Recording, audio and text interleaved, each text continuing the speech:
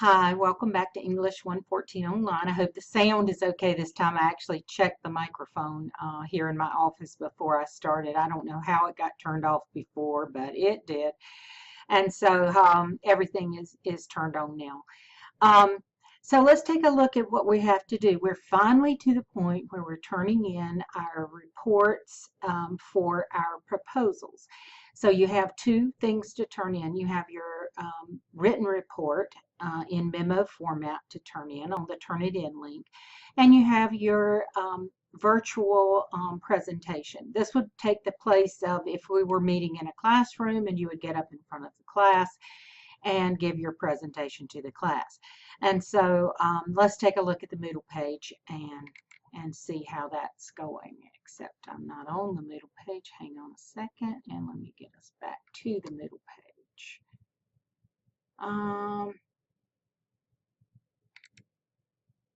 Okay. Well, let's take a look at the documents instead of the Moodle page. For some reason, I've lost the documents, so I'm gonna tell you. Sometimes things just don't go the way you think. All right, here's the unsolicited informal report. You're creating a report, memo format. Remember memo format with your four headings at the top. It's something that is occurring inside your workplace, whether it's real or fictional. And so we use memo format to handle things inside the workplace. It's going to identify a workplace problem that you feel needs to be solved. So this is a chance to put forth a problem in the workplace, explain why it's a problem, how much of a problem it is, but also to provide a solution to that problem. So you're going to get a chance to not only explain the problem, but also to explain the solution. Okay, so it can be it can be in your actual workplace, it can be somewhere else in your community that you've observed, and you're just pretending to be the employee there. You can fictionalize the whole thing if you want to. I just want you to know how to write this type of proposal and how to give evidence to back up that it is indeed a problem, and evidence to prove that this is a solution, because this proposal is a sales letter. You are selling someone on your idea of how to fix a problem. Okay, I give an example here. Sealed windows in your office building are creating sick building syndrome, and many employees are getting ill from more frequently or for longer periods of time. Your proposal will offer a solution to the problem. So that's the main thing. You're convincing your reader that this is indeed a problem, and you're providing a solution, and you're also convincing the person who's reading this that this is the best solution and they need to adopt this solution. So you want to address the memo to the manager, the shift supervisor, someone who has the authority to make the decision.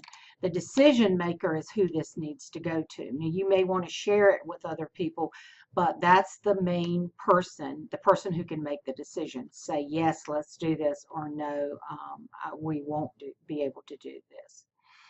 So for more detailed steps, you can see this example that of a pencil sharpener problem at a school that I have given you, if you just keep scrolling down on the document and see that. For the page design, you're going to use a typical memo format, figure 8.8 on page 286. You've done plenty of memo formats on your own, though, so you should be able to look at those.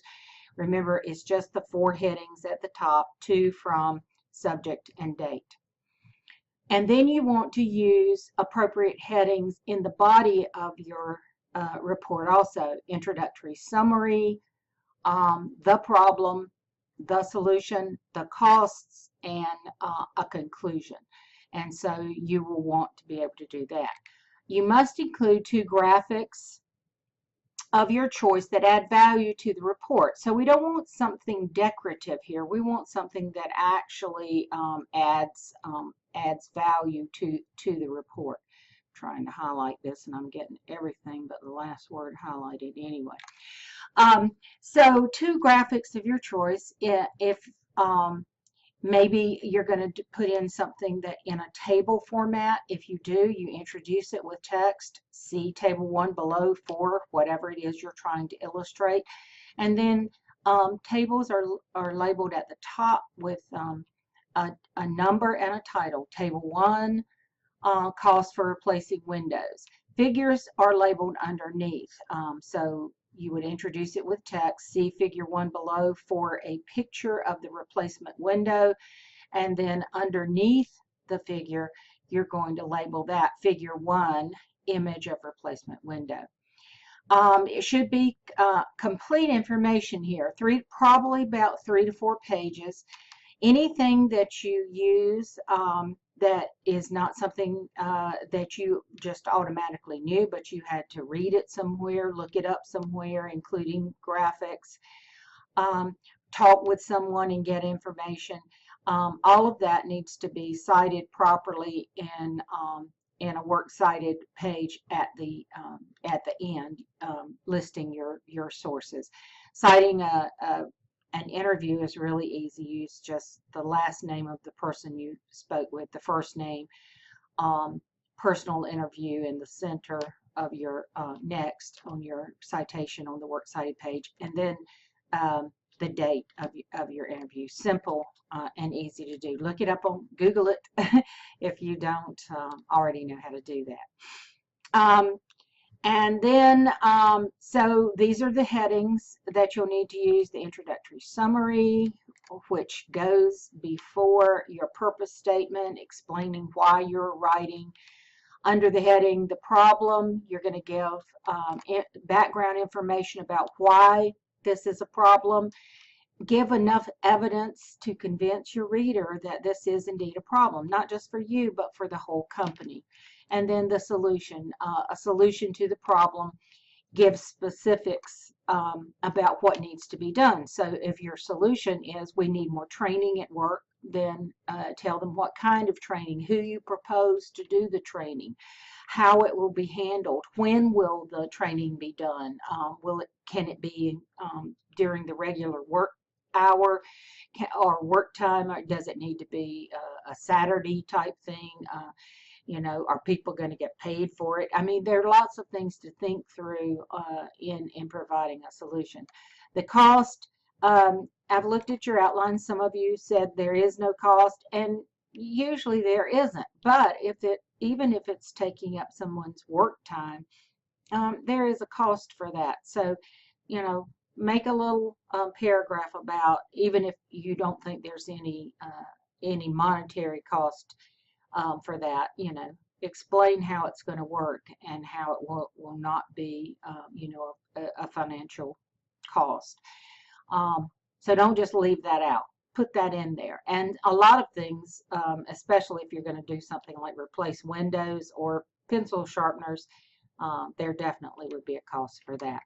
And then you're going to have conclusion as your last heading, and you want to restate the problem, the proposed solution, and ask for the consideration for the proposal. All right, here's my sample, and I have put some notes in here. As you can see, the commentary. You won't be adding commentary and all that. Yours will just be the introductory summary. But I put this in there to tell you, you know, what you need to do, why this is valuable to the report. You can see the two graphics in this report. Here's the picture of the pencil sharpener, which is a figure, and so it is labeled underneath. And then there is a table which is labeled above. So pay attention to that, because I'm going to take off if you don't get the format. This is a time when we, towards the end of the semester here now, we're in fact at the end of the semester, that you should be able to pick up on these types of things and be able to do them without me having to tell you every time. But I'm telling you again, just in case you don't know. In addition to that document, there's also the document for your virtual presentation of your proposal. Now, we can't be in the classroom with giving proposals, since this is an online course, but you still need to present it to your classmates. So you're going to create a substitution for an oral presentation for your proposal. It can be PowerPoint, Google Slides, or you can make a video. And you want to use the guidelines from chapter 14, where you had your little quiz on last week. And remember that your classmates and I are your audience, so talk to us so that we can be aware of what's going on in your proposal. Use any graphics you included in your proposal, any others that you feel will add value to your presentation, because remember, we have not read your written proposals. We are just looking at this. Actually, I will have read your written proposals by the end of the week, but you need to inform everybody about what's going on. Don't assume that we already know. You want the length of it does not have to be long, but I would have a slide about your called introductory summary that has your the purpose of what you're doing, the problem, and some information regarding that, and any graphics that relate to the problem, the solution, any graphics that relate to that, the cost, and then the conclusion. And so if you have a slide for each of those, then that would be sufficient. If you want to have a few more slides, then that's fine also. The assignment is to complete PowerPoint, Google Doc video presentation. If you do a video, explain thoroughly, include any graphics or slides that will aid us as viewers. If you do a PowerPoint presentation or Google Slides, you can add a voiceover or add notes, but it needs to have enough explanation there. Don't just put a graphic up there and expect us to know what it is. You need to explain that, because you won't be here in person to talk to us. So make sure that all of that is included in your presentation. Make sure it's business-like, professional format, attractive slide or video format, complete content covering all the information, organization that is helpful to the readers. Use those headings that would make it helpful to the readers to follow what you're doing. Free of grammatical errors, free of mechanical and typographical errors, valuable, readable graphics. And pay attention to page design for this too, so that we can see what you've written. Don't use too small a font, too light a font on a light background, or too dark a font on a dark background. Make it contrasting. All those things that we studied about in at the beginning of the course about page design. Okay, so that's what you need to do this week. You need to turn in your written proposal on the Turnitin link, and you need to submit your Google slide presentation, your PowerPoint slide presentation, or your video to the forum. After you submit the virtual presentation to the forum, go back and look at another classmate's presentation and make a comment, something valuable to the person who put the proposal on there. So then after everything's submitted, I'll get these grades done. I'll get them completed. The only thing for the week following is it's a short week. It only goes from Monday through Wednesday, and I'll ask you to do your evaluation memo for the course. That is your final exam evaluation memo, and you will turn that in on the Turnitin link. And in case you wanted to go ahead and do it this week, I made that available so that you could go ahead and submit that this week. Make sure you have it in at least by Wednesday, though, because I need to get those graded and turn in your final grades. All of our final grades, I'm not going to be posting a video next week, so I'll go ahead and tell you this. All of our final grades for the course will be available through WebAdvisor. The college does not mail out grade slips. So if you want to see your grades, go to WebAdvisor. Give me through Wednesday to be able to get that done, because I'll have to get everything graded and in on that. And as soon as you can get that final memo, final exam and evaluation done. I use those evaluations not just to give you a final grade, but also as valuable feedback for me in preparing the courses that I'll be doing online in the future. So I do rely on those.